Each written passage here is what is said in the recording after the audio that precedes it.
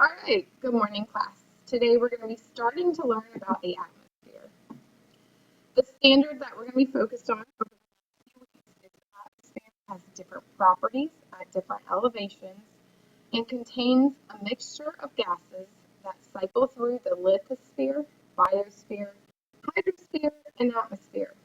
Thermal energy transfers between Earth's spheres from air currents. So it is a pretty hefty standard. What three things you need to focus on right now during these sets of notes? I can describe the force that allows Earth to have an atmosphere. I can compare atmospheric layers, including information on their properties. And I can list several gases in the atmosphere. So let's get started. Earth's atmosphere is a thin layer of various, meaning many different gases that surround the planet. And I like this picture because you can see this blue haze that's kind of hanging over the surface of Earth. That is what our atmosphere is. Gases have mass and volume. We talked about this earlier in the year when we did the Alka-Seltzer lab. Mass, the definition of it, is the amount of matter in an object. And volume is the amount of space in an object, or the amount of space that an object takes up. And we will be talking about both of those later on in the set of notes when we get back to talking about density. So Earth's atmosphere exists because of Earth's gravity. So that is the force that allows us to have an atmosphere. It has pulled in the matter, which is gases, that surround the planet and held them there. Gravity is always a pulling force, as we've studied, never a pushing force. So I like this diagram. Shows the elevation. So if you look here, it's in kilometers. Over here, it's in miles. But it shows you the distance above the Earth's surface as you go higher and higher. It breaks down the atmosphere into four layers: the troposphere, the stratosphere, the mesosphere, and the thermosphere. So in this video, we're going to study the four different layers, and then we'll pick up the rest of these notes in class tomorrow. The thermosphere goes to the brink of gravity's hold. So that's Earth's gravity we're talking about. It is the it's the part of the atmosphere that's furthest from Earth's surface. It is located about 80 kilometers above Earth's surface and goes all the way to about 10,000 kilometers above Earth's surface.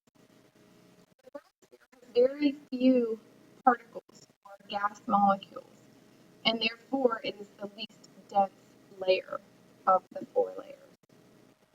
Now, the thermosphere is also divided into two sublayers. The ionosphere, which is a layer where, if you've heard of the northern lights, we're going to look at a picture in just a second, that those are gas particles that have been electrically charged, and that's where that happens, the thermosphere, specifically the ionosphere. Then we have the exosphere. Now, don't forget, exo means outer. So exo is the top part of the thermosphere. It's the layer right before space. And sometimes some particles that are located in the thermosphere do escape into outer space beyond Earth's atmosphere. So let's take a look real quick at this diagram. It says this tool is designed to help you learn all about the atmosphere above us. Use your mouse to click on the buttons to the right to show the height, the temperature, the pressure, the composition, and the layers in the atmosphere. So this diagram will really help you understand the similarities and differences between the layers. Before clicking on anything, you can see I have the troposphere separated by the tropopause, the stratosphere with a separation of the stratopause, mesosphere, and then the thermosphere. Now here the thermosphere looks very little, but that's because it's not showing you the entire thing. In a lot of diagrams, the thermosphere is not shown just because it goes so high. So now if we click on the height, it gives you more specific details at equal increments. If we click on the temperature, you'll see that line that you saw in the original diagram, which we're going to talk about. But we just studied the thermosphere. In the thermosphere, the temperature it increases as you go higher and higher. So we're going to talk about how that happens. It also includes the pressure, and we have one bar of pressure down here closest to Earth, and this is the level of highest pressure. But then we also have areas of lower and lower and lower pressures here. Composition. It shows you here, it just talks about briefly that 78% of our atmosphere is actually nitrogen. 21% is oxygen. People think often that oxygen is the major gas in our atmosphere, and it's actually nitrogen. The atmosphere contains the most nitrogen over oxygen. And then last but not least, we have the layer names. You can hide those if you want, kind of quiz yourself. So you can hide all these and kind of quiz yourself and ask yourself questions as you're using this to study. All right. So now let's click on a picture of the northern lights that, again, happens in the ionosphere layer. This is taken from space. I think this is taken from the International Space Station. And it is a short little video, and it just has kind of cool music, but you can read and listen to this on your own. It is located in Blackboard, under Quarter 2, and located under the Atmosphere folder. I'm in a different folder now. So the mesosphere. The mesosphere is the layer that's located beneath the thermosphere, so even closer to Earth. It's often referred to as the middle layer because meso means middle. So it exists from about 50 kilometers to around 80 kilometers above Earth's surface. And if you notice the temperature line here, as you go higher in the mesosphere, it actually decreases.